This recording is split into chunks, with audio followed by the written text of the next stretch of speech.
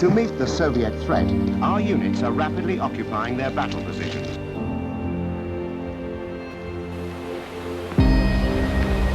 Time spent in preparation is always time well spent, often lives well saved, sometimes even the difference between success and failure. Reports also indicate that local partisans have destroyed one of those tanks, but you must return before last light.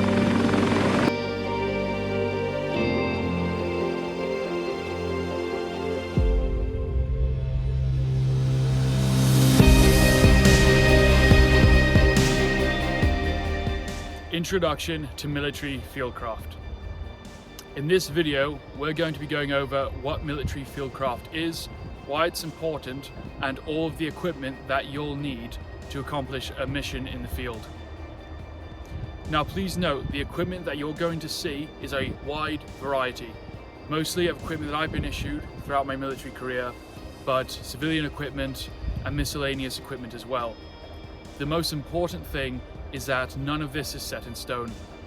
We'll be going over the principles the equipment must fulfill and the job it must do, rather than the specific items by manufacturers and brands that you need.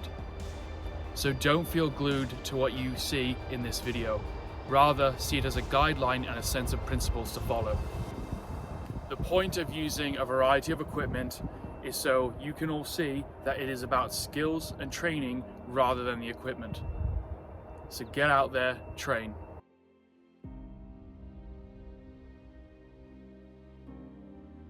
So what is military fieldcraft? Military fieldcraft is all of the skills that pertain to soldiering.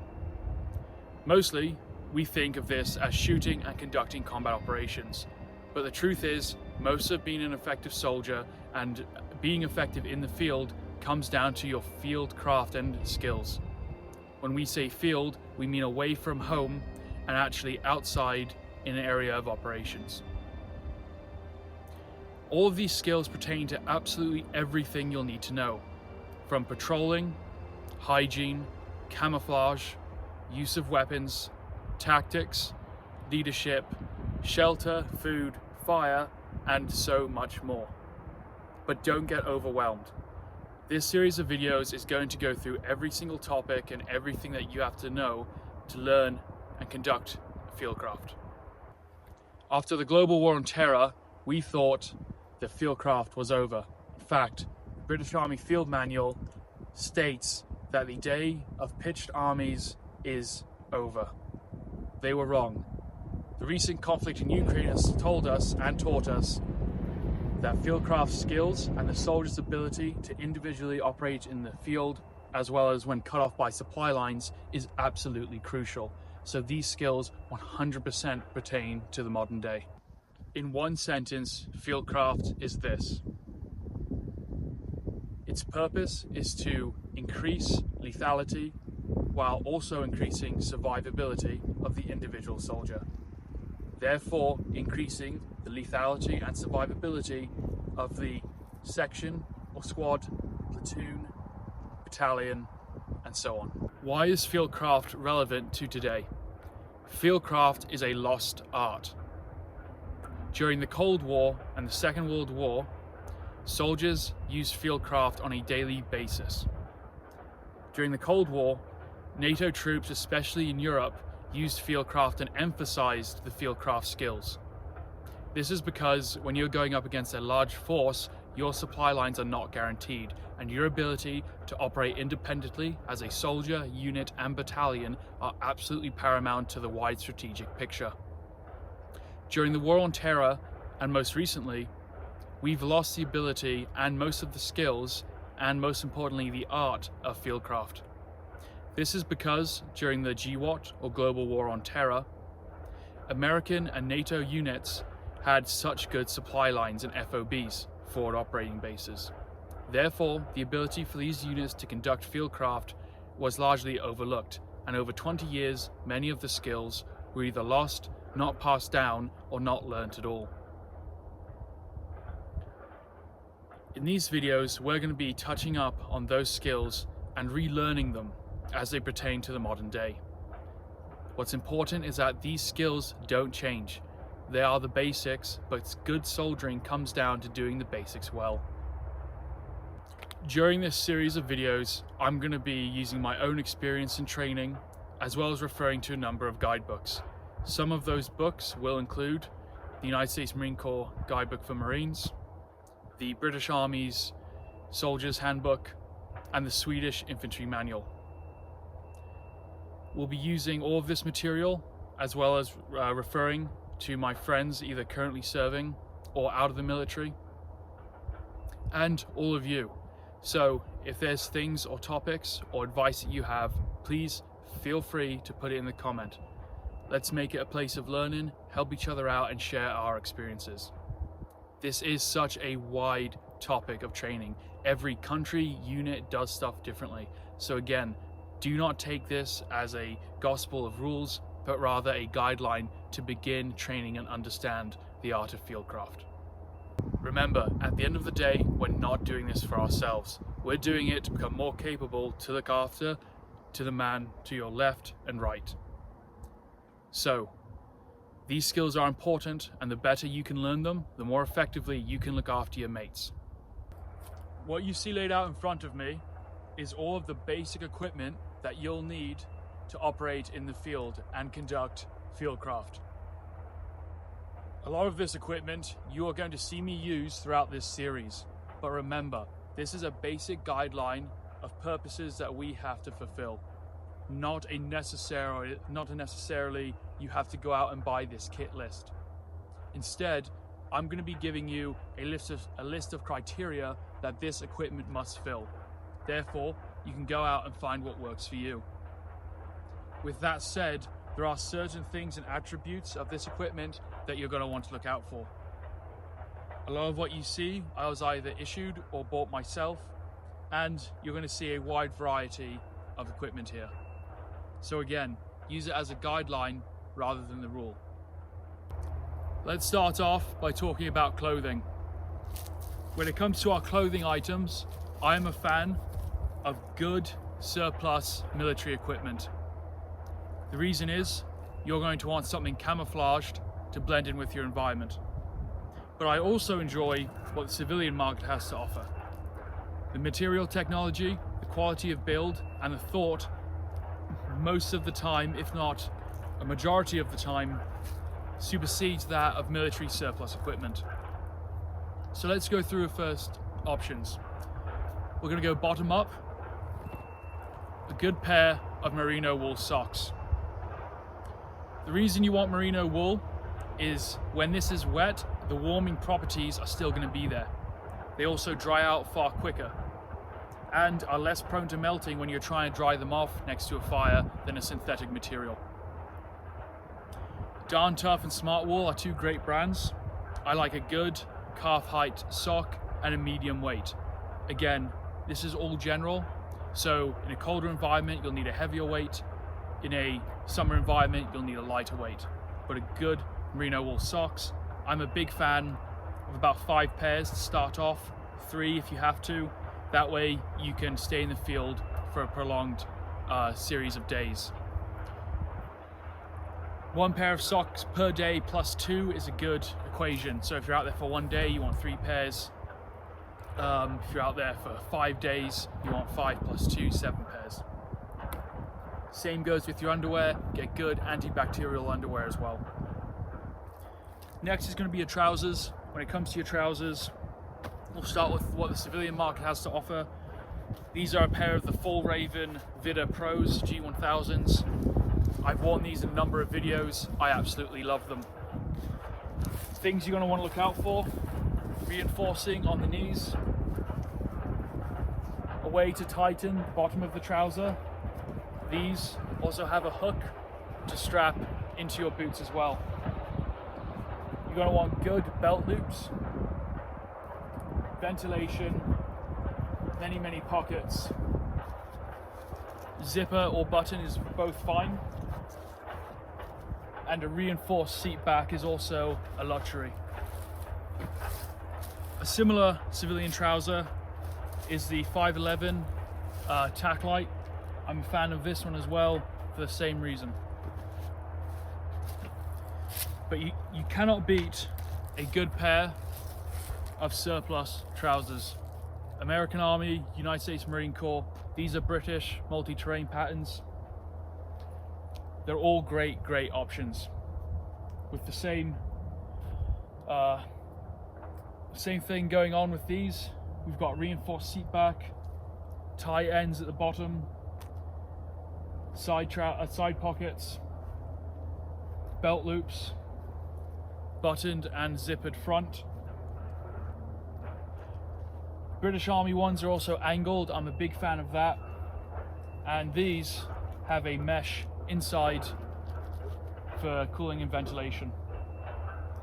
Military trousers also come in different weights. Some are temperate in winter, so make sure which one you're buying. I'm a good fan of temperate weather. That's most of the climate in North America and Europe that we'll find ourselves in. Coming from trousers, we're going to want a good shirt. This is a Norwegian British Army shirt. This one I was actually issued many years ago. It's old, but it does the job and I absolutely love it. It's a simple wool shirt, nothing fancy. The US Army waffle top is a great option, as well as the United States Marine Corps Polar Tech. Coming from that, we've got our combat shirt. This is a British MTP one. You want something with pockets, especially on the arms, either Velcro or zipper. Pockets on the front are up to you. If you're wearing body armor, sometimes it can get uncomfortable, but a good field top. From that, we're going to go to my favorite piece of field equipment, which is the field jacket. You guys would have seen me use this one. This is a Mark II Parasmock, current British Army issue, although I'm getting so old they may have already superseded this one.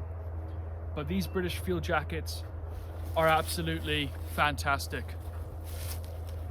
Some of the features that make them so are the 4 main pockets. Side zip pockets, that the compartment comes all the way back. A drawstring across the waist to tighten everything up, keep it close to your body. Big arm pockets as well. An overly sized sniper hood, as well as hand pockets with Polar Tech thermal lining. This is an absolute great piece of kit if you can get your hands on one of these. The Americans don't use field jackets. I always found that very strange, but I absolutely love the British issue field jackets. This is the MTP one.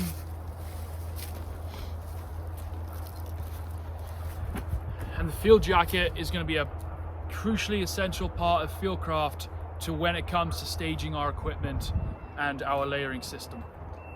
Some other field jacket options, not as fancy as the new British Mark II, is the German Flecktarn field jacket. This one's very old, it hasn't got as many features, but it's very easy to find, it's cheap as well. Honestly, it makes a good spare.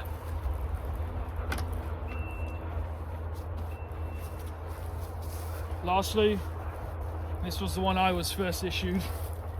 This is my DPM schmuck. It's not as fancy as the modern Mark II, but I absolutely love this thing. Many memories. I'll have to do story time for you guys sometime. You see, it hasn't got big arm pockets.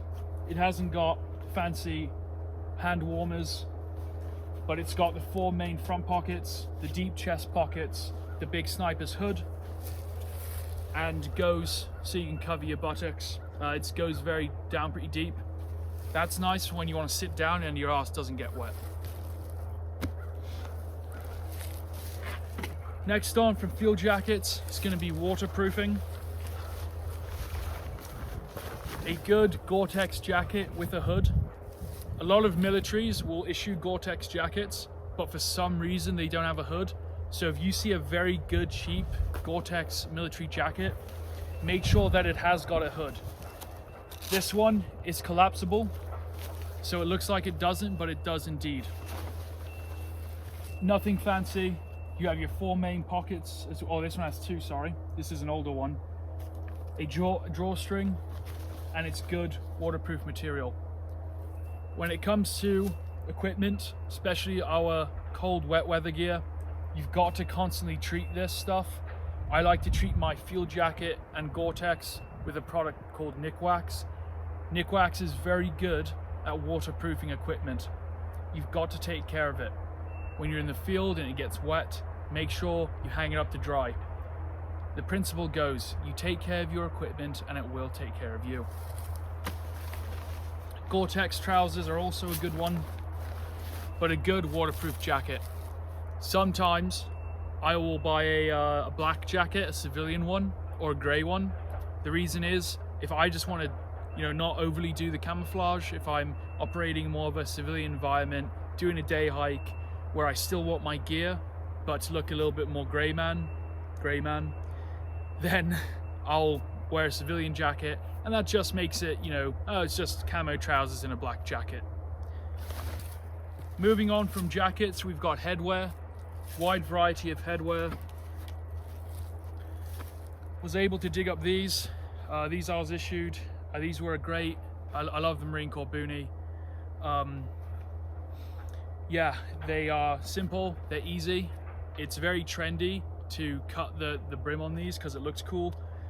I'm not a fan of that because then it loses its ability. It kind of becomes very floppy, it can get in the way. The Marine Corps one has a good fleece liner, as well as a nice drawstring and metal ventilation. When you're looking for a boonie, you want all of the features I previously named, as well as loops, molly loops to put camouflage in. Depending on your environment, depends on the color. Wintertime, you can see that blends in compared to summertime. Pick which one that works. If you want something in between, the British Army jungle boonie is a good one. Although this lacks some of the nice features that the Marine Corps boonie has. If you could make this in MTP, that would be great. Other headwear, this was donated to my friend from Sweden, Swedish patrol cap. This one's nice, it's camouflage, it's very rigid, it's tough, it's also IRR compliant, infrared reduction. We'll talk about that in our nighttime video. But basically it makes it hard to see through night vision, it doesn't reflect. It also flops down to give you ear warmers as well. A nice cold weather cap. Another product, just a very lightweight boonie cap. Marine Corps issue, cold weather fleece cap as well. Good for wearing underneath a helmet or when stuff gets cold. Again, just some options of field hats, but the boonies are a must. That's going to be essential for camouflage.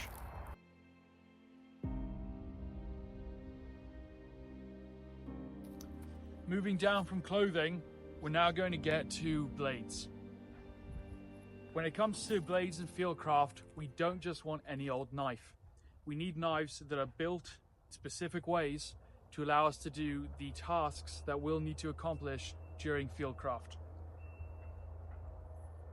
Starting off will be our basic military knives. We have a K-bar bayonet type knife or fighting knife. These military knives, depending on who makes them or what country they're from, are designed to be a fighting knife as well as a field knife. We have a very basic fighting knife right here. It's got the curved up guard, a fixed blade, and a wide hand grip or pommel. Some features we are going to want with every knife, especially our main field knife, is we want it to be what's called full tang, meaning that the blade goes all the way up to the handle. Cheap Chinese knives or cheaper knives will have a half tang or a very, very thin tang. This is no good and it will break when you need it most. Some examples of the knives we have, we'll look at the military knives. We've got a private purchase one. We have the Austrian Army Glock knife. This knife is a good option. It's got a saw back blade, got a quillon, which is a divot in the front, very, very sharp, and also a guard. It can be used as a fighting knife as well as a field knife. The scabbard also has a good positive click and can be worn on a belt as well. Here we have a Swedish AK-5 bayonet, very similar to the Glock, but it doesn't have a saw back. Very, very tough, good field knife.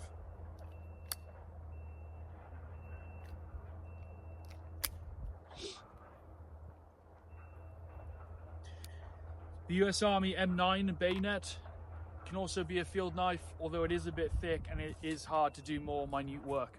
This is where we come into our specialty bushcraft or field knives. The Swedish Mora knife is a very cheap option and is such a good option that it is almost hard to believe. They're very cheap and they are incredibly well made. This one I've had for a number of years. It's full tang, has a bushcraft carving blade. It's very thick, and it's also carbon steel, which means that we can create sparks with the ferro rod. This is an absolute great option. If you had to buy one knife, it would be this. Coming on from this, we have knives that we won't necessarily use for fieldcraft or camp purposes, but to have on our person is a must. First is a good fighting knife. This is going to be smaller. You'll keep it on your armor or your person. The key to this is you are using this for fighting and very small basic tasks like cutting open ration packs. You're not hammering wood, you're not processing wood, and you're not doing camp tasks with this knife. This is really your backup fighting knife. You've got to take good care of it. A good Kydex sheath with a belt or molly attachment is a must. We then have our smaller knives, or pocket knives as I like to call them. You've got a good old folding knife, nothing special, just good for all those miscellaneous tasks like cutting rope, cutting duct tape, things where you don't want to use your big field knife and it's kind of too messy for your combat knife. Swiss Army knives are a great option. They've got all the tools. I believe this is the Ranger.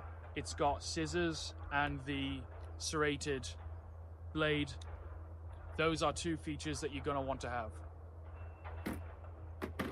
Reason being, the serrations for cutting wood in case you lose your main saw, and the scissors for smaller tasks like sewing. Another great tool is a multi-tool. Gerber's a must. Don't cheap out on these guys. Get the name brand. It's a little bit more expensive, but you do not want these to fail. Moving on, for other field tools are going to be our folding saw. This is a backhoe, favored again by the Swedish. The Swedes know listen guys, the Swedes know their stuff when it comes to fieldcraft. They really, really do. Hence why, as I said in the beginning, we'll be referencing that Swedish Ranger manual throughout this series. It's an absolute goldmine of information.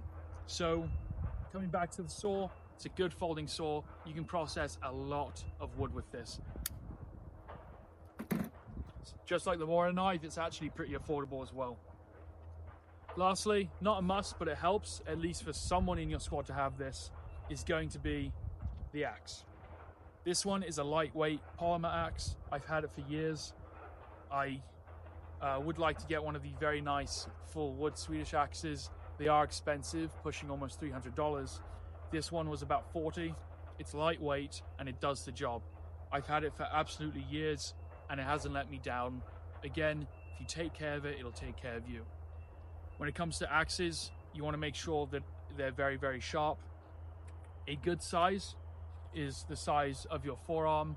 That's going to make it easy to carry on your person and in your equipment. There is no need for a double-bladed axe. A good general purpose hand axe, such as this one, will do fine.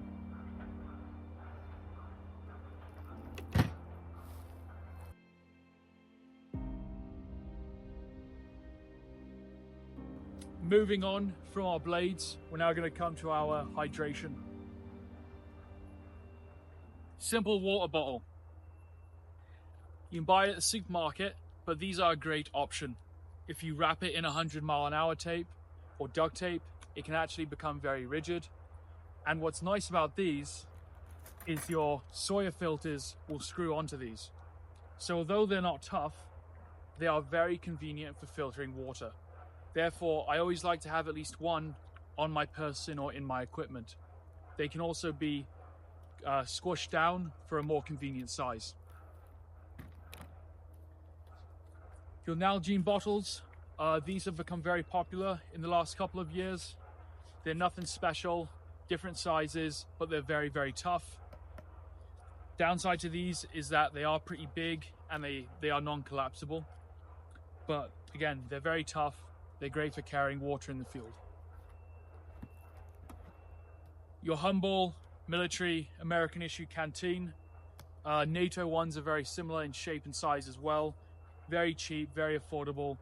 What's nice is they're thick plastic, so I've never had any of these break. They're also antimicrobial, unless you put Gatorade in them, which, tell me how I know, bad idea. Basically became a petri dish. They're very tough, they're very durable, they're very cheap. Highly recommend having 2 of these. Next up is a bit of modern technology. I've recently got this recommendation from a friend. This is the Grail water filter. What's nice about this is it's very tough, it's very durable, but it's also your filtration system. This separates, so you have a separate cup and the filter comes out, and then you fill your container, then you actually put this in and press it down, and that gives you very fresh water. What I love about this filter is it not only filters bacteria, but also viruses, which, as we go into our water episode, you're going to learn is a huge concern, and very, very few filters for a good price will filter those. It's a little bit more pricey, but for what you get out of it, the speed and ability to get absolutely guaranteed clean water almost instantly, it's a very, very good option. Water purification tablets are a must. Many military rations come with these. Companies like Aquatab is another great option. Make sure that you carry enough. Some brands require 2 tablets that make a chemical reaction, so make sure if you do require 2 tablets, you have those 2 tablets. Don't just rely on doing the one, because then it's not going to filter your water.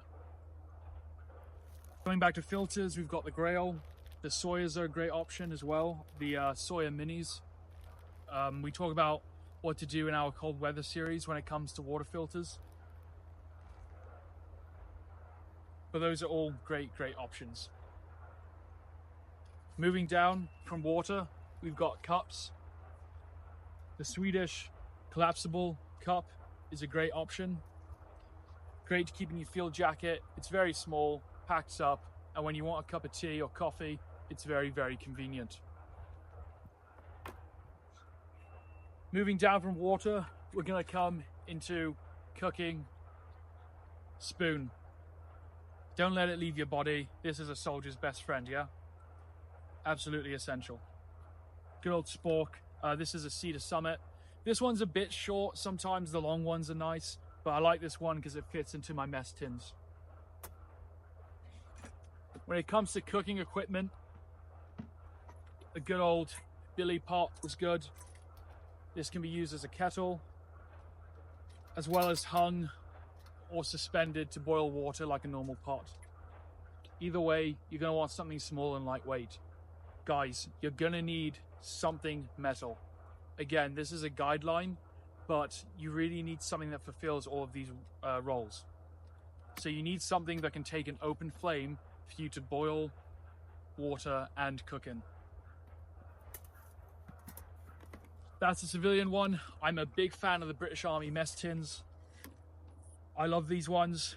They fit inside each other, so you get two. Oftentimes you'll use one to insulate the other to allow quicker boiling, but it also allows you to boil or cook a meal and then have another one free. What's nice about these is you can fit a lot inside. So this is where I keep my solid fuel, my spork, my field cooker, as well as water purification tablets, tea and coffee. That way, if I want to get a brew on, it's all in one convenient place. What's also nice about having two is one, we can boil and cook water in, and as we go into our hygiene, the amount of times I have cleaned my entire body out of one of these, it cannot be understated. You can have one for cleaning, one for cooking simultaneously. You can also I've also cleaned my clothes out of these. They're very, very versatile tool. Because they're small and shallow, they almost act like a sink or a basin. Something that I've actually struggled with when it comes to these more cylindrical pots.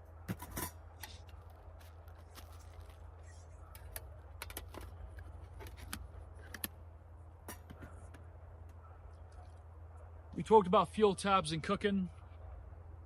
The gas stove and small portable stove is a very good option. It allows you to get heat very, very quickly. Sometimes building a fire will take too long or it's wet. Sometimes your fuel tablets, you've got minimal and you may have limited time, but you don't want to use a fuel tablet. Gas cookers are amazing little tools. They're cheap. Some notes with these: make sure that you know how many boils you'll get out of one, so how many you have to carry. They do take up room, and unfortunately they don't get any smaller or lighter. Well, they get a little bit lighter after you use them. Make sure that you also mark off how much fuel they have left. When we do our cooking series, I'll teach you guys how to figure that out.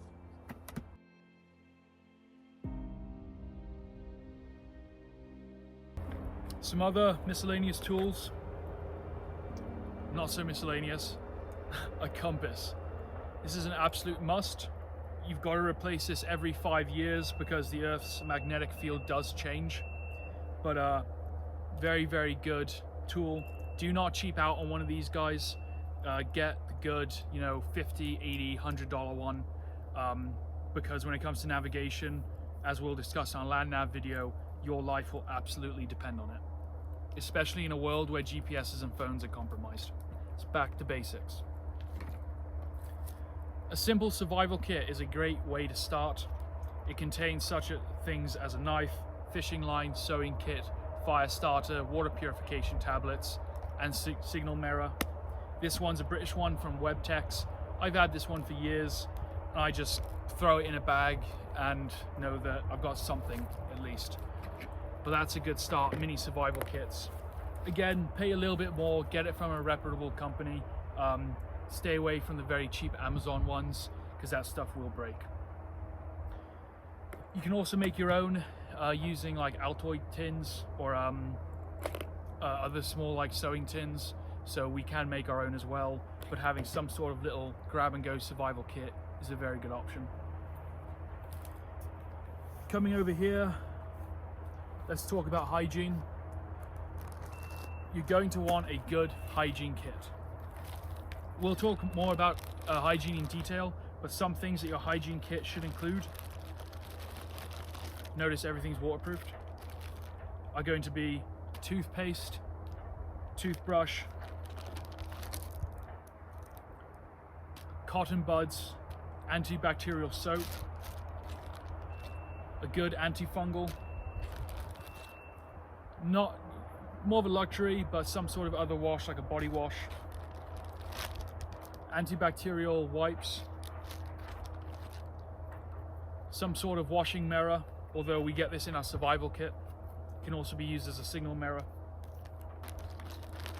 and a good sized, medium-sized towel. In our video of hygiene, we will go into more detail about how to look after yourself in the field, but a good hygiene kit is an absolute must. I guarantee you will use that towel more than you use your weapon systems. All right, guys, keeping hygienic in the field is literally the difference between not only, honestly, life and death, but you being operational or not. So a good hygiene kit is a must, and something that I think is very seldom mentioned and overlooked.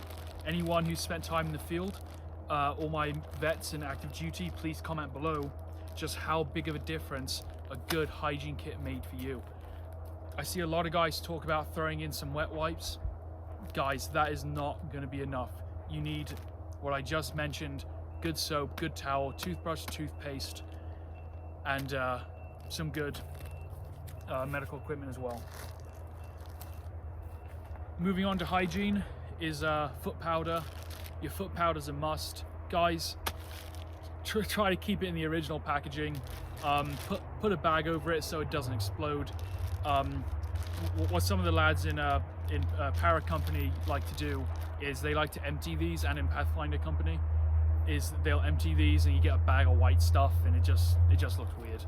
So good foot powder, and also blister pads as well. The moleskin or blister pads, good reason to have the scissors on your knife is so you can cut that as well. All right, moving on. You're gonna want, you're gonna want good amount of line. This is daisy chained. I like some different lengths of paracord, and then I'll use different colors depending on the length. So we'll go more into this, but military 550 cord, again, don't cheap out, get good quality paracord. Different types of tape. We got 100-mile-an-hour tape. Guys, make sure it's military, make sure it's well made. Do not cheap out on this stuff. You need this to be good stuff, good, tough, strong tape. And then electrical tape as well. Cam paint is a must for camouflage and concealment. Also, another option with these is some of them come with a mirror also.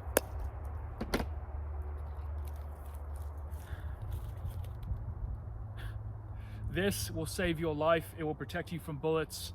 It will protect you from officers. Yeah, it's a PT belt, but more importantly, what it symbolizes is, guys, you need a way to be seen. You have to be seen. Having all this camouflage stuff is great, but in an emergency, I'm a big fan of having something like a high-vis vest or a PT belt in order to make sure that you're seen. Sometimes we've got to hike during the night or along a road. You can put this on your person or around your pack. It's just going to help you be seen. And of course, in a rescue situation, it's a must as well. Coming around, we're going to get onto lighting. So our lights, a good head torch is a must. This is a cheap one. I'm a fan of ones that have white and red light, as well as a strobe. You got your expensive ones, you've got your Princeton Techs, your Black Diamonds, and then you've got your, I think it's the Harbor Freight one. Guys, takes batteries, it's simple, make sure you've got spare batteries. Unless you're about to operate, I like to take the batteries out of these. Take care of them, have a good head torch. Going on to different types of lighting, we've got our chem lights, different colors for marking. This is an electric chem light. Turns on, you can't really see that, but you twist it. Good piece of kit, easy, light for looking for kit during the night. Also good for inside a tent or a basher. More primitive, but they still work. A good set of candles, it can keep you warm and also provides lighting as well, should you lose all of your battery power. Moving on from that, we've got our entrenching tool. Again, like the axe, not everyone needs one, but you should, within your squad, have someone with an e-tool, someone with an axe. The e-tools are great, many uses, especially when it comes to digging defenses. And you can use them to cook on. You can also use them as a backup if your rifle goes down. But yeah, e-tools are great, must have bit of kit. Gloves are a big one. Guys, when you're in the field, a good pair of gloves. You could be patrolling through brambles. There could be needles, rusted metal. Having gloves is a very good option. Allows you to handle your tools as well. And also more hygiene. You may touch something like poison ivy or something toxic, you're going to wish you had gloves on before you realize, instead of, you know, getting your hands cut up or infected or touched with some sort of poisonous plant. Also protects your, you know, keeps your hands warm also, and you know, stops your hands from getting dirty. So good set of gloves.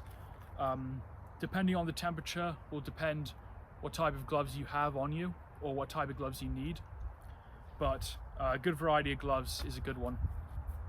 If you're around camp, a good set of leather gloves is also a great option.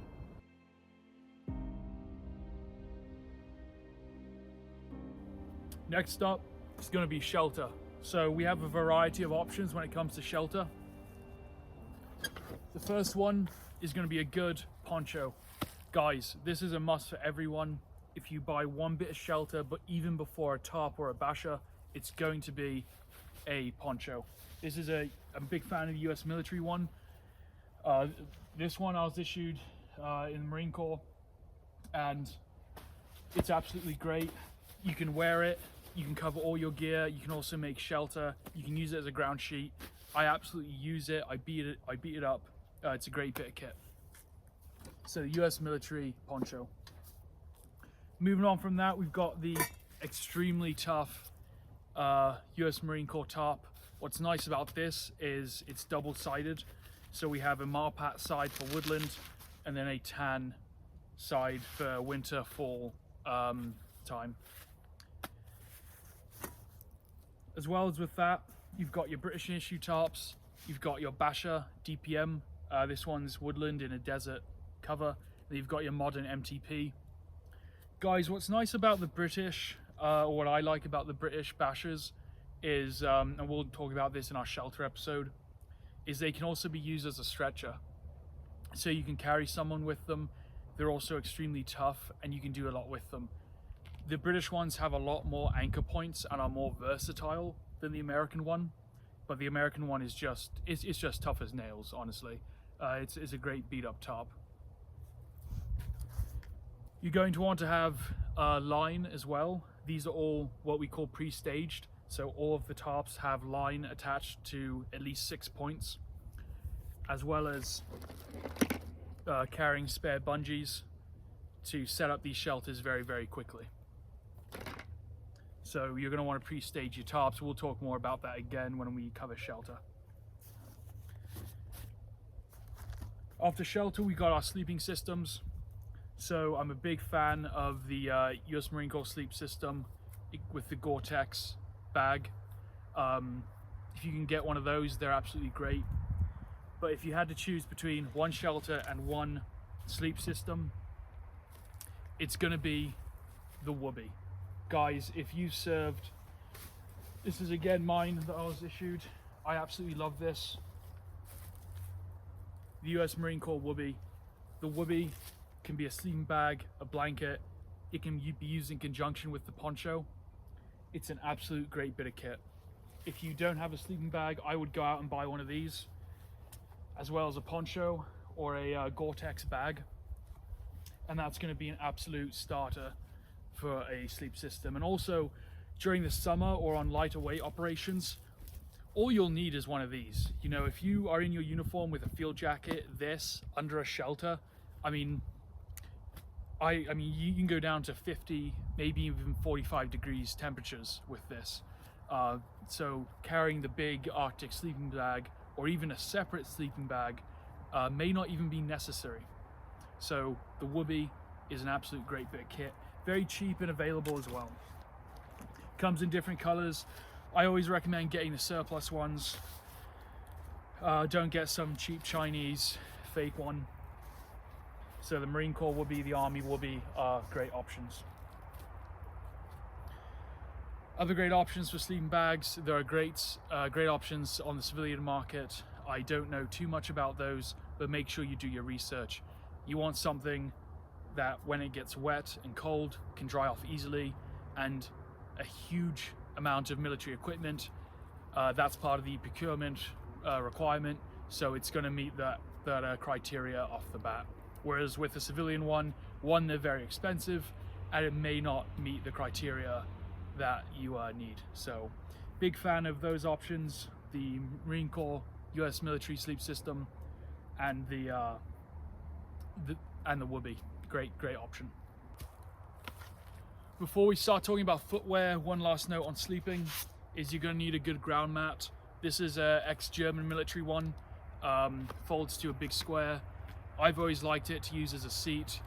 The rollable sleep mats, the US military GI ones are great. Just make sure you cut them down to your body size. The US Marine Corps folding one is also a great option as well, but a good sleeping mat is a must. I have slept on the ground without one, and it is absolutely painful and uncomfortable.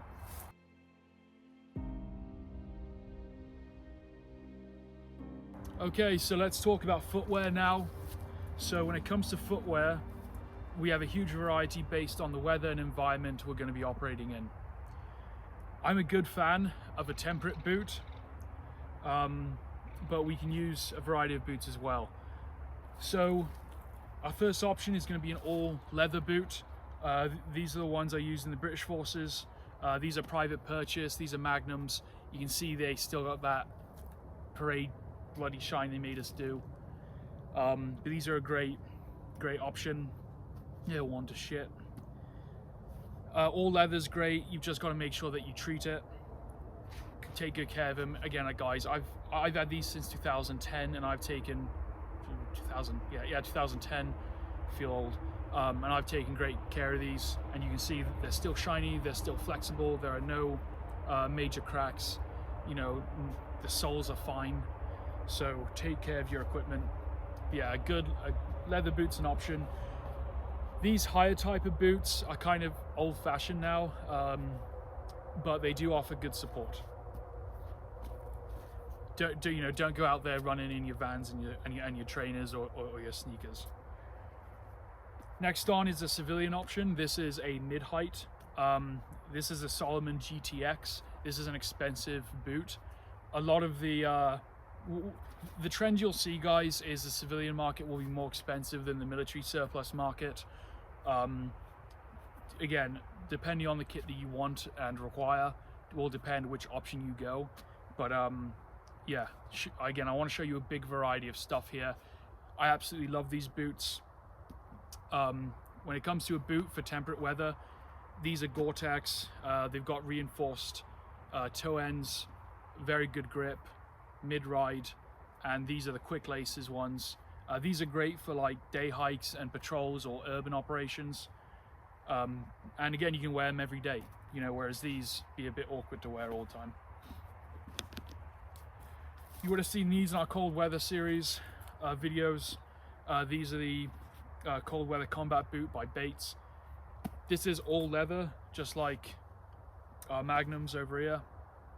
Yeah, they are Magnum. So these ones have a great grip. They're very sturdy. They've got a high reinforcement. They've got the quick lace system, and they are insulated as well. So you're not wearing these in the summer, but when things get cold and snowy, a good winter boot is a must.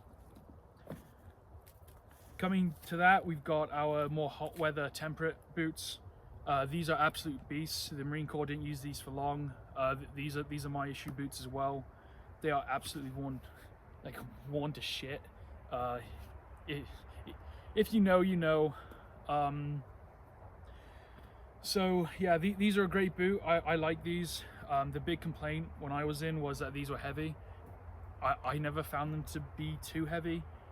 I like them. They got the reinforced toe. They got the reinforced heel. These have no tread on them because I wore them to shit. But good flexible top, just like the British ones. They're a high ride as well. Honestly, a good all-round boot.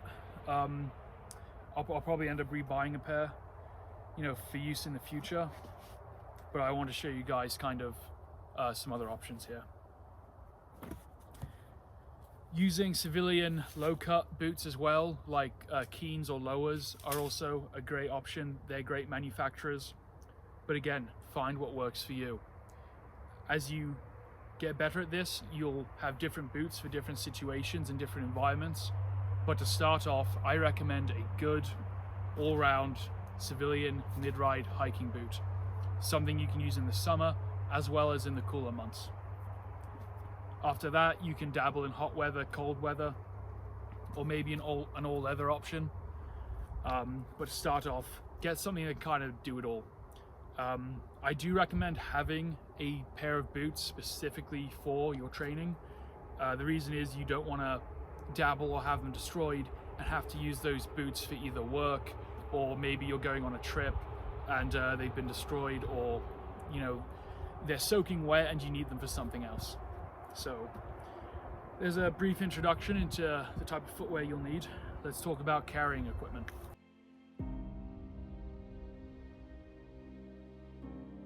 With all of this equipment, we're going to need a way to carry it.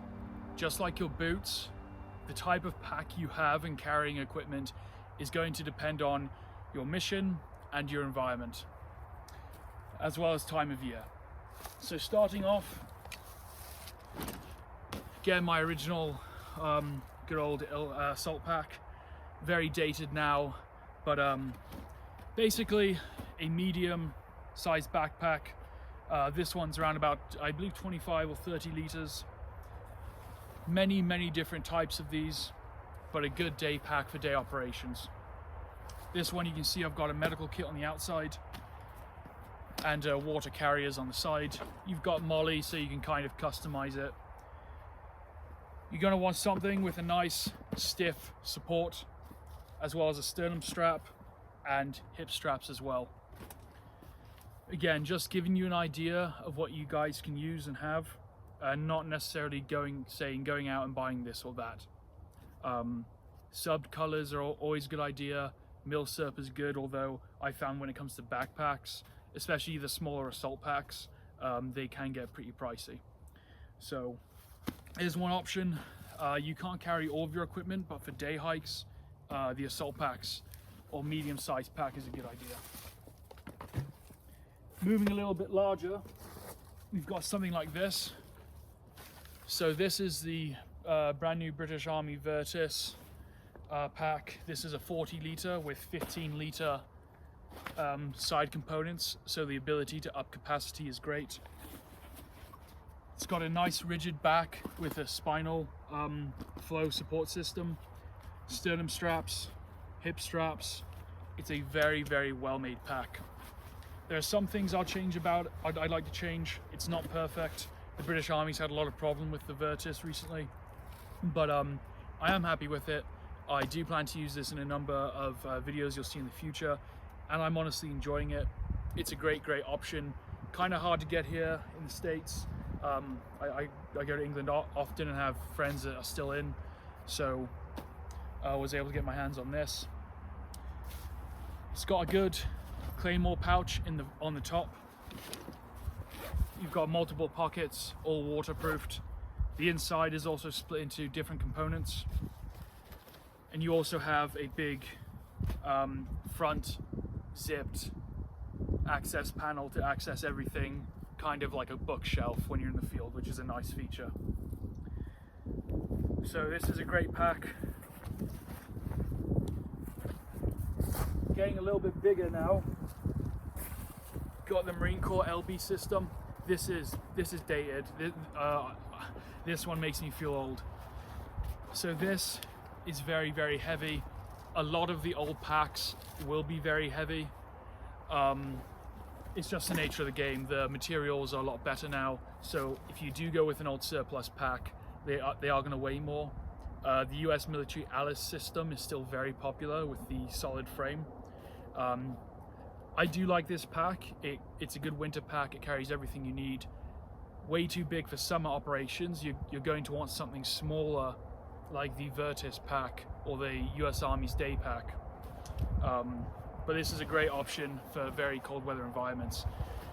The new Marine Corps pack and the new US Army pack are very wide. What's nice about this is that it is extremely thin profile. So when you put it on,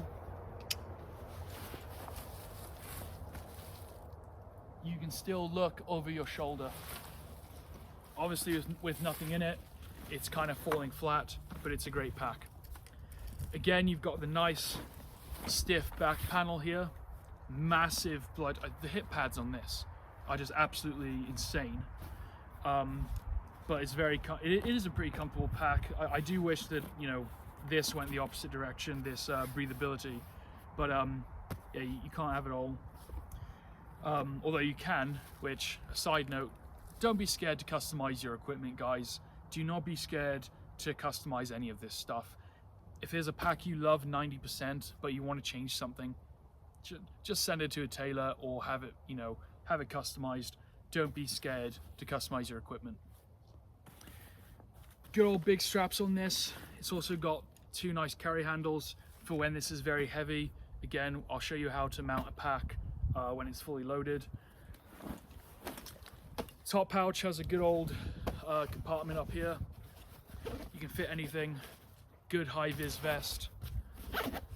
I like to put my first access items in here. Again, we'll go into that in a further video. Claymore pouch. And it is just a big cavern. I mean, you could probably fit a child in here. You've also got that side zip, just like the Virtus. So this is a great option. Definitely dated, but you can get them pretty cheap now, probably like $100. Yeah, these are great. So, moving on from packs, we're now going to talk about carrying equipment on our body.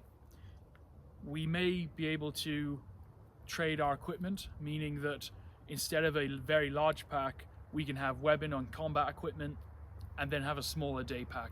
So, first off, we'll start with belt kit. So this is a modern shooting belt, but it can be modified to take bigger pouches and have as a good field belt. This is good for wearing around camp, keeping items on your person like knives, survival kits, ammunition, things of that nature. Water as well, gloves, pistol. So yeah, a war belt or belt like this is a good option. The only problem with these is when you wear a big pack, the pads interfere with the belt. So you've got to pick and choose which one you can wear. Popular modification lads will do is right here on these hip pads, they'll have molly sewn, and they'll have like a med kit or like a water bottle pouch. Therefore, when they're wearing their pack, they can also access water. So yeah, modifying molly to be on your hip pads, it's not a bad idea. Moving on from belt kit. This is making me feel old. So I was issued this. This is my British Army PLCE webbing. So this is very old. It's from the 90s, early 2000s.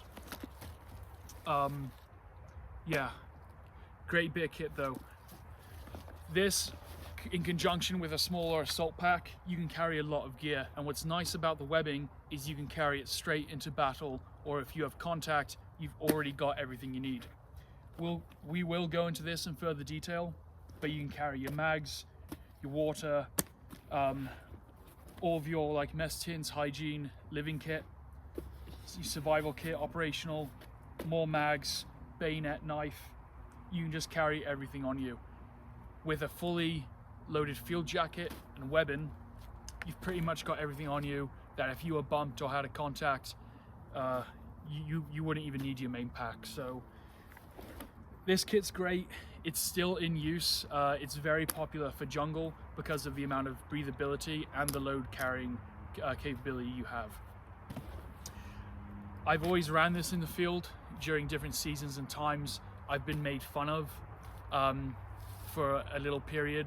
You know, why are you using that dated equipment? Well, guess what? Companies are now coming out with modern versions of this. Sometimes stuff just works. So doesn't matter if it's old, doesn't matter if it's not trendy. If it works, don't be scared to use it.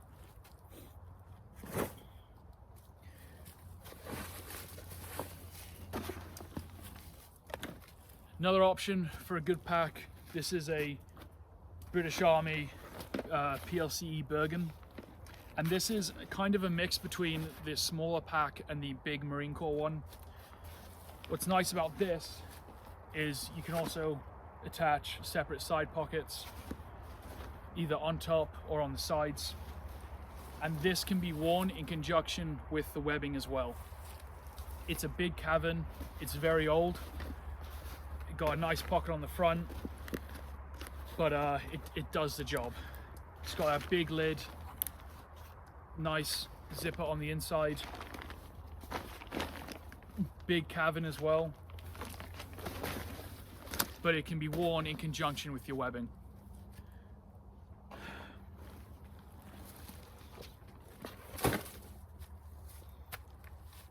So guys, I've shown you a lot of equipment here today. I hope this helps. Again, don't be scared to mix and match and find what works for you.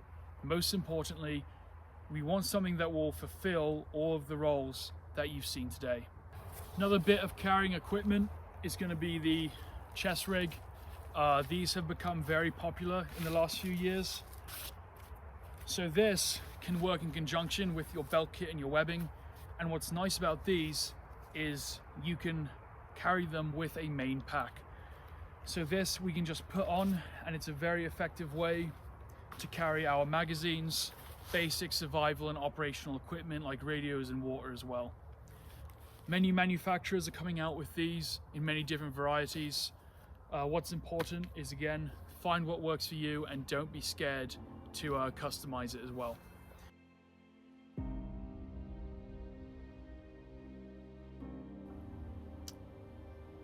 With all of the equipment that I've shown you today, a very basic, simple principle applies, and that's going to be KISS. Keep it simple, stupid. It's going to be very tempting to overpack. It's going to be very tempting to take things you don't need and overcomplicate things and justify why you need something. For example, the blades, there are many of them, but you need a field knife, combat knife, and a personal pocket knife. That's it, don't overcomplicate it. For clothing, you need good field trousers, maybe a spare uniform, field top, insulating layer, field jacket. For the hats, you need a boonie and something for cold weather or cooler nights. Water, you need something to carry your water in, something to purify your water with. Cooking, you need some sort of metal cook pot. Hygiene, you need a hygiene kit. Sleeping, you need something to sleep on top of, something to sleep in, something to sleep over. So our mat is what we sleep on, our sleeping bag is what we sleep in, and our basha or tarp is what we sleep over. You're going to need something to carry your equipment in, and we talked and discussed a selection of options for you to do that. Again guys, this isn't the rule, it's an introduction into the equipment you'll need and the mission that equipment has to fulfill. So you could do this all with civilian equipment, you could do it all with military issued equipment, but you need something that fulfills the roles and the jobs discussed here today. All of the equipment that you see will be used in the series to come. Guys, I really hope you enjoy that. We're going to put a lot of effort and time and research into that, and we hope that you'll enjoy it as much as we're enjoying doing this. So guys, if there's anything else you recommend, comment below. I've used all this equipment for years, and this is really what I found what you need. But if there's anything else, comment below. If you have any tips and tricks, let us know. I can't do it all, I can't learn it all, and I can't make a video on it all. So if there's advice you have or stories, please share and comment below. Thank you so much for watching. I appreciate your time. I hope that this helped give you a good introduction into the types of equipment that you'll need to conduct Fieldcraft. Again, all of this stuff you'll see me use in the Fieldcraft series to come. So if you have any recommendations, please comment below. I'm very excited to film that for you. I'm very excited to share all the knowledge that I have. But again, if you guys have stuff, please comment below and let me know. Guys, thank you so much for watching. As always, look after yourselves, look after each other, and get out there and train. For closing notes, the best way to start something is right now. This may seem intimidating and all this gear, The truth is, all you need is yourself and the motivation to learn. So don't get intimidated. Start with what you have. Get out there and just do the skills. With a knife, you can do so much and learn so much. And then as you get things, you can practice the skill with that tool. So don't get intimidated by all this equipment. I've been doing this for many, many years now, and I've collected a lot. But get together with your mates, and most importantly, have fun. Thank you so much. We'll see you next time.